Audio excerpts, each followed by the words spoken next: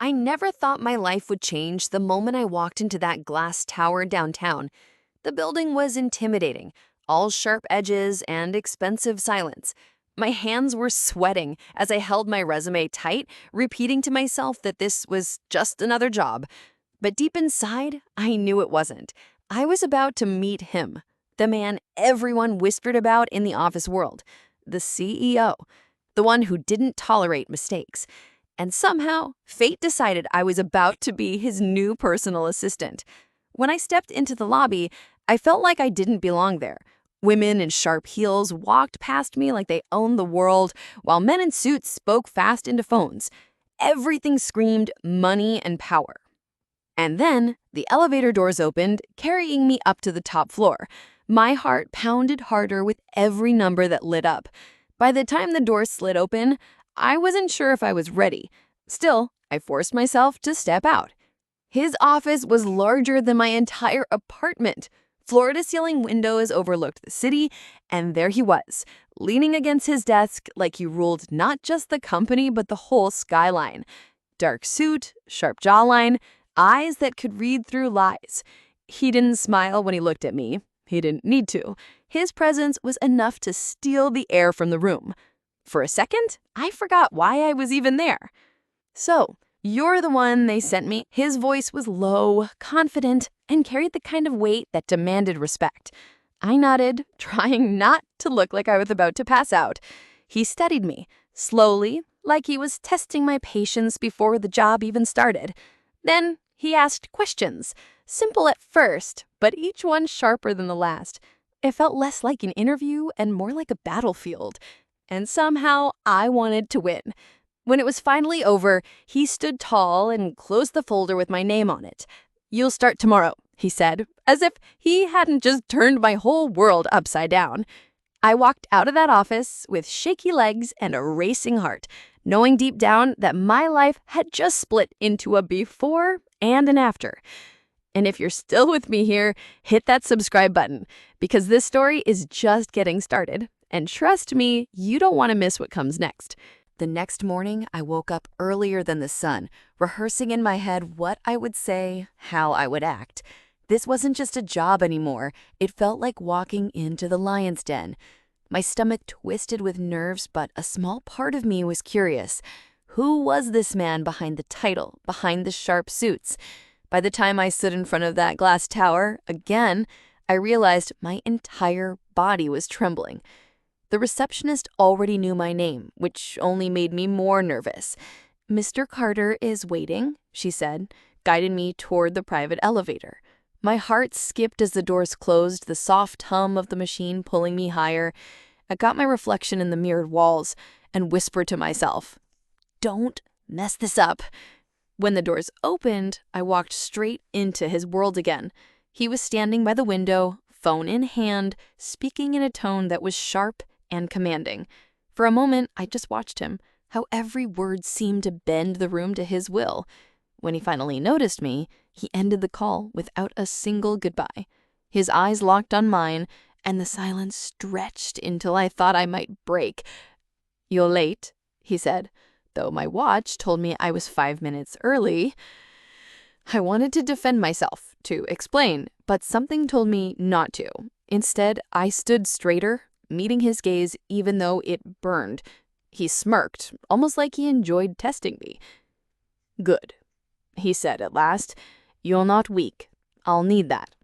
Just like that, he handed me a stack of files, pages filled with numbers and names I could barely process. My first test had begun. All day, I ran after deadlines I didn't understand, following his sharp instructions that left no room for mistakes. Every time I thought I had caught up, he was already 3 steps ahead. Yet, somewhere in the chaos, I felt something strange, a pull, an energy I couldn't explain. It was dangerous, I knew, but it was real. And if you think this day was intense, wait until you see what happens next. Days turned into weeks, and I started to learn his rhythm, the way he liked his coffee, the order of his meetings, the silence he demanded when he was deep in thought. Yet the closer I got to his world, the more I realized how cold it could be. He was a man made of walls, and everyone respected them. But sometimes, when his guard slipped, for just a second, I saw something else. Something human. Something broken. One evening, the office was almost empty, just the two of us left behind with stacks of files. I caught him staring at the city lights, his face softer than I had ever seen it. For a moment, he looked almost lonely. I wanted to say something, but the words stuck in my throat. When his eyes shifted to me, it felt like being caught in a secret I wasn't supposed to see. "Why are you still here?" he asked, his voice quieter than usual. I hesitated, holding the papers like a shield. "Because you asked me to stay," I replied. He didn't answer right away, just studied me, searching for something I couldn't name. Then, with a sigh, he turned back to the window. It was the first time I realized he wasn't untouchable. He was human. Fragile, even. That night changed everything. After that, I couldn't look at him the same way. His sharp edges still cut, but now I knew there were cracks in the armor. I caught myself wondering what he was hiding, what pain he carried behind those steel blue eyes. And every time I thought about it, the pull grew stronger. I knew I should stay away, but it was already too late. The line between boss and assistant was fading, and I could feel it with every glance, every accidental brush of his hand against mine. Something dangerous was happening, and neither of us wanted to admit it. But fate doesn't ask for permission. It just happens. And what was coming next would change both of our lives forever. The next morning felt different. The air between us carried something unspoken, something heavier than words. He still gave me orders, sharp and precise, but there was a softness in his eyes when he thought I wasn't looking. I tried to ignore it, to remind myself this was dangerous territory, but every time our eyes met, I felt my defenses crumble. And deep down, I think his were too. That afternoon, a storm rolled over the city, lightning flashing against the skyscraper windows. The office emptied quickly, but he insisted on staying late to finish a deal. I stayed too, typing as rain hammered the glass. At some point, the power flickered, plunging the office into half-darkness. For the first time, it felt like the world outside had disappeared, leaving just the two of us. He looked up from his papers, his gaze locking onto me and the dim light. "You should go home," he said, but his voice lacked the sharp edge it usually carried. My chest tightened. I shook my head softly, whispering, "Not until you do." His lips curved just slightly, but it was the closest thing to a smile I'd ever seen from him, and it made my heart stumble. The silence grew thick, filled with everything neither of us dared to say. My hands trembled on the keyboard, pretending to type, but I could feel his eyes burning into me. I wanted to ask why he worked so late, why he seemed to be running from something only he knew. But instead, I just stayed there, close enough to feel the storm inside him, even if I couldn't name it yet. When the lights finally returned, he stood and walked past me without a word, his cologne lingering like a question I couldn't answer. My heart was still racing, and I knew something inside me had shifted forever. What I didn't know yet was that his secrets were darker than I imagined, and soon they would break us both. By now, working for him felt less like a job and more like a collision course. Every glance carried weight. Every silence screamed louder than words. Yet there was something in his eyes I couldn't ignore, a shadow that kept pulling me closer. He was powerful, controlled, but behind the mask, I knew there was something fragile, something he didn't want the world to see. One late night, I was organizing files when I noticed a folder tucked away in his drawer. At first, I didn't mean to look, but curiosity has a way of breaking rules, and when I opened it, my heart froze. Medical reports. Test results. Words I didn't fully understand, but recognized enough. Cancer. My hands shook as I flipped through the pages, unable to breathe. I barely had time to put the folder back before his voice filled the room. What are you doing? The anger in his tone was sharp, but his eyes betrayed him. For a second, I saw fear, raw and real. My throat tightened as I whispered, "You're sick." The silence that followed felt endless, like the whole world had stopped spinning. He turned away, gripping the edge of his desk so tightly his knuckles turned white. "It's nothing you need to worry about," he muttered, but his voice cracked at the edges. My chest ached, not just from the shock, but from the pain of seeing someone so strong finally break. And in that moment, I knew the truth. He wasn't just my boss anymore. He was someone I couldn't let go. I wanted to reach for him and to say something, but the words refused to come. Instead, we stood in silence, two people caught between duty and something much deeper. My world had shifted again, and I knew his secret would bind us in ways I wasn't ready for. But this was only the beginning, and what waited for us next would tear our hearts apart. After that night, everything changed between us. He stopped hiding his weakness, at least not from me. Some mornings he came in pale, his steps slower, but his eyes still burned with determination. I wanted to protect him, though I knew he would never allow it.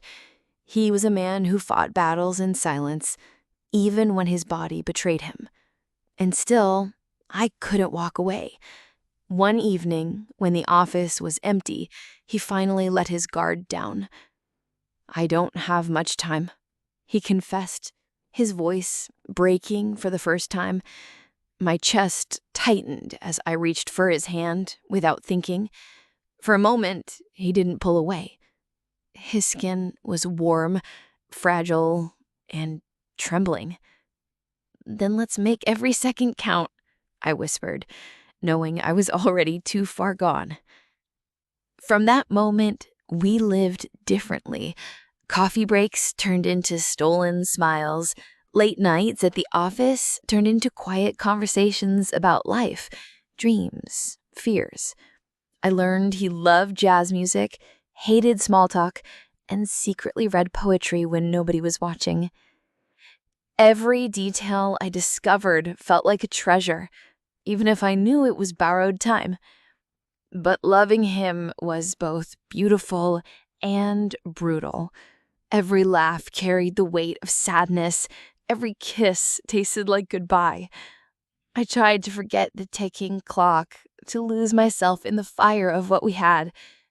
Yet every time his body faltered, reality crashed back, reminding me of the cruel truth. He was slipping away, and there was nothing I could do. Still, I refused to give up.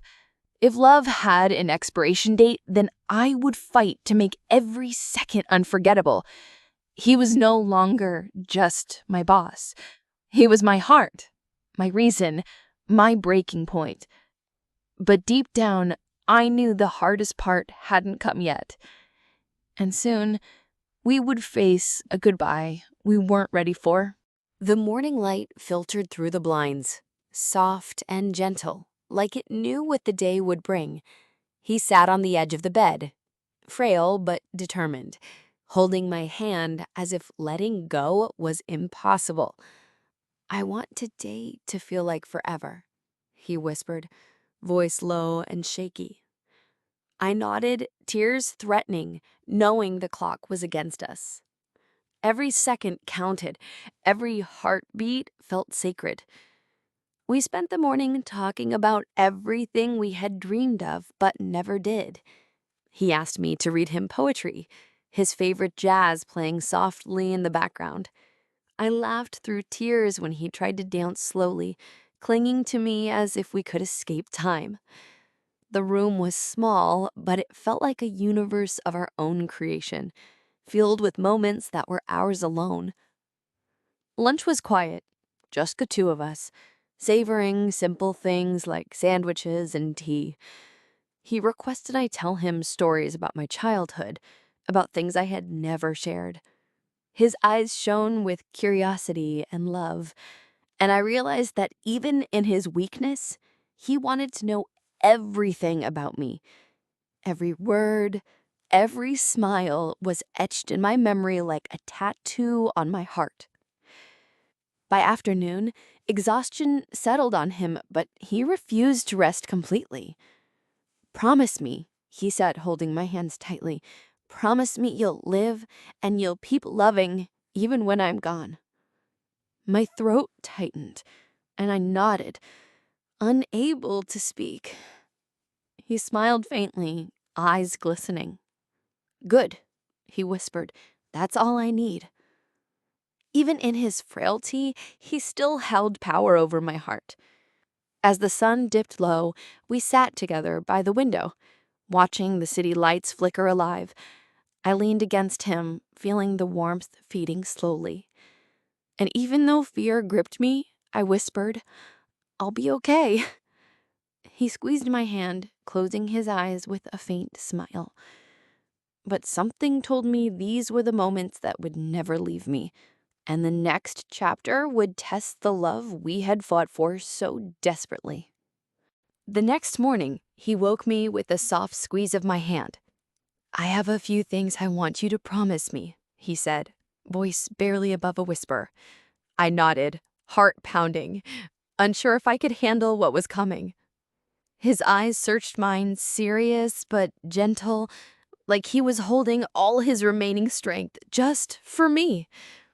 Every word felt heavier than the last. "Promise me you'll travel to the places we dreamed about," he murmured, his hand brushing my cheek. I felt tears spill, but I smiled, holding back my sobs. "Promise me you won't forget to laugh, even when life feels unbearable." I nodded, desperate to make him believe that I could, even though my heart ached. He wanted to leave me with hope, even as the shadows crept closer.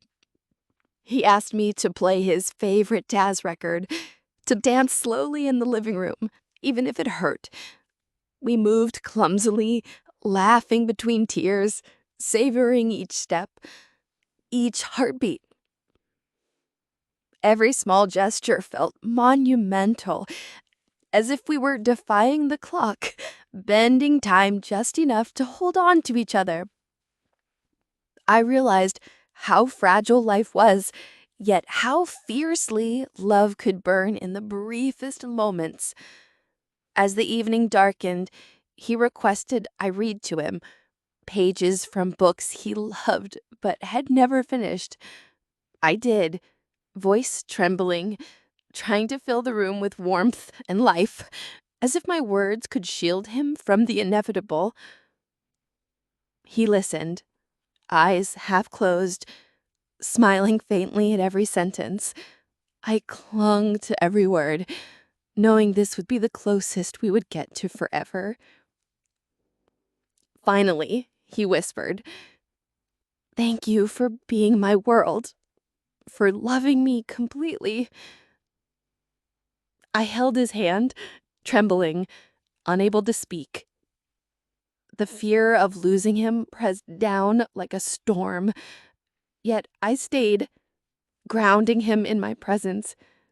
And even as his breathing slowed, I knew we had made memories that time could never erase. What awaited us next would be the hardest moment of our lives. The night settled in, heavy and quiet, the kind of night that presses against your chest. He lay in bed, fragile and pale, but his hand still found mine. "I don't think I have much longer," he whispered, voice thin and trembling. I gripped his hand tighter, swallowing hard, trying to keep my fear at bay. Every moment felt sacred, every second a gift I didn't want to waste. He asked me to tell him stories from our time together, every laugh, every stolen glance. I spoke softly, words tumbling out between tears, trying to capture everything we had shared. He smiled faintly, closing his eyes to listen, soaking in every detail, as if committing it to memory. I realized He wanted to take all of it with him, the love, the joy, the little things that made life worth living. At one point, he whispered a final request. "Kiss me, like it's the last time." My heart shattered, but I did, pressing my lips to his in a slow, lingering embrace. He sighed, a soft tremble running through him, and whispered, "I'll carry this forever." In that instant, time felt suspended, holding its breath, letting us linger in a moment that would last longer than life itself. He grew weaker with every minute, and I felt the inevitability pressing closer. "Promise me," he said, barely audible. "Promise me you'll live for both of us." My tears fell freely, hot and unstoppable, as I whispered back, "I promise." He nodded faintly, eyes closing, a peaceful expression crossing his face for the first time in weeks. It was a fragile peace, the kind that breaks your heart and holds it together at once. As the night deepened, his hand slipped from mine, cold and still. I held him close, whispering words he could no longer hear, trying to pour all my love into that final embrace. And though the room was silent, the love we shared echoed louder than any words. This was the end of our time together, but the beginning of a memory that would never fade. And what comes next will test how we live on in the face of loss. The house felt empty, too quiet, as if it had forgotten him already. I wandered from room to room, touching the places where his presence lingered. The desk, the couch, the little coffee mugs he left behind. Every corner held a memory, a laugh, a whisper of the life we had shared. My heart ached, raw and heavy, yet I clung to the echoes of him as if they could keep him near. I found his old folders on the desk, still neatly stacked, and ran my fingers over the edges. It was surreal, knowing the man who had commanded the world with his power, the one who had made me feel both fragile and alive, was gone. I remembered his last words, the promises he asked me to keep. Each memory was a bittersweet dagger, cutting deep yet reminding me of the love that had defined us. In the evenings, I played jazz records we had loved, letting the music fill the empty spaces. Sometimes I danced alone, imagining his arms around me, his laugh in my ears. Tears flowed freely, but there was a strange comfort in it, like he was still there in every beat of the melody. Life felt heavier, yet I realized that even in grief, love could still be found, hidden in the smallest moments. I visited places we had dreamed of going together, carrying his memory with me. I laughed at the little things he would have teased me about and cried at the ones I wished I could have shared. Every step was a promise to him, a way to honor the love we had fought for. It was painful, yet beautiful, a reminder that even in loss, he remained part of my world. Some nights I whispered to him, sharing my day, my fears, my hopes. And in those whispers, I felt him listening, guiding me, keeping me strong. Life was harder now, quieter, but his love gave me courage. The final chapter of our story was approaching, a chapter of acceptance, reflection, and hope. And what awaits in the next chapter will show how love never truly dies. Months passed, but his presence never left me. I walked through the city streets, feeling his memory in the breeze, in the little things he loved. Every corner held a whisper of him. His laugh, his touch, the way he looked at me with both fire and fragility. Life had moved on, yet my heart remained tethered to the moments we had shared, moments that were eternal. I visited our favorite places, sitting quietly and remembering the jazz bar where we danced, the park where we had stolen kisses, the office that had felt like our universe. All of it held pieces of him. Sometimes I closed my eyes and felt his hand in mine, guiding me, reminding me of the love that had been our anchor. Even in loss, he gave me strength. At night, I kept a journal of our memories, each page a tribute to him. I wrote our stories, our laughs, our whispered promises, every heartbeat we had shared. It hurt, but it healed, too. Every word was a way to carry him forward, a way to keep living while honoring the love that had defined me.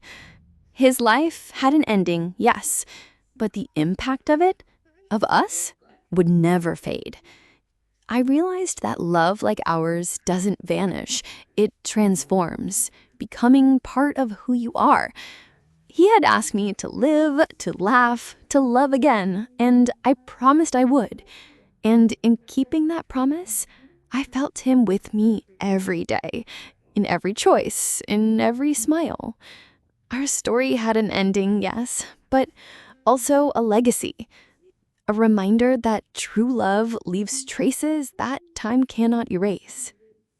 And to everyone watching this story, remember, love is fragile, fleeting, but also eternal. Cherish every moment, hold tight to the people who matter, and never take a single second for granted. Subscribe now to follow more stories that will take your heart on a journey full of passion, heartbreak, and unforgettable love. Because some stories live forever in our hearts.